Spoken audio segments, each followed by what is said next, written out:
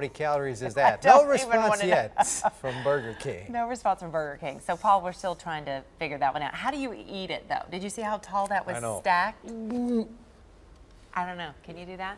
You can compress it down. I mean, can you? Just keep crunching it down until it's roughly the density of plutonium. Sound like a man who's done that. Then take a bite. Yeah, and then good luck with that the rest of the day. Let's take a look at what's happening out there as we head through the rest of the month. First day of September, so let's look at what usually happens during the month of September, the normals. The average high temperature falls 10 degrees in the next 30 days. This is a month of transition from 87 to 77. By the end of the month, we can look forward to some fall-like air. We lose an hour and 5 minutes of daylight. That's not necessarily the news you probably wanted to hear.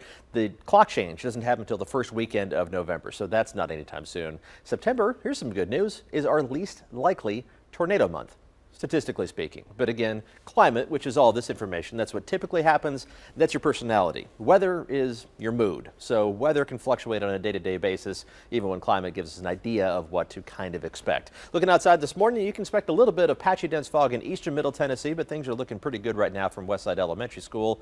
A little blurry, out of focus from Westwood Elementary School in Manchester, but no fog visible there. Looking out from Smith County, and yeah, there's plenty of fog around Carthage, so be aware of that. Those valley locations in the eastern half of the mid-state have more fog than the rest of the area.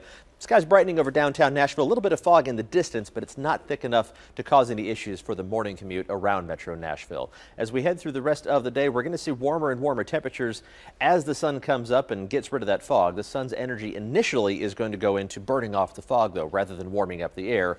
Once the fog is gone, though, it's going to be off to the races in terms of our temperatures. Here's where they stand right now. 68 degrees in Nashville, 62 degrees in Cookeville and Livingston. Those are the cool spots. For the most part, you're around the mid-60s. That 68 in Nashville is the warm location for the moment. We're going to rock it through the 70s, and we'll be well into the 80s by noon. Not much of a storm chance today or tomorrow. Just enough humidity in the atmosphere for a very slight chance along the Cumberland Plateau. 10% chance just for that higher terrain of eastern Middle Tennessee. And the same pattern is going to repeat itself again tomorrow.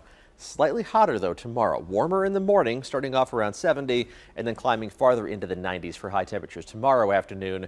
The humidity still tolerable. It's noticeable, but it's not going to be that bad today and tomorrow. It is going to be worse, though, by Thursday and Friday. So hot and humid. That means we're going to be talking about heat indices close to 100 degrees Thursday, but also a chance for a couple of spotty thunderstorms.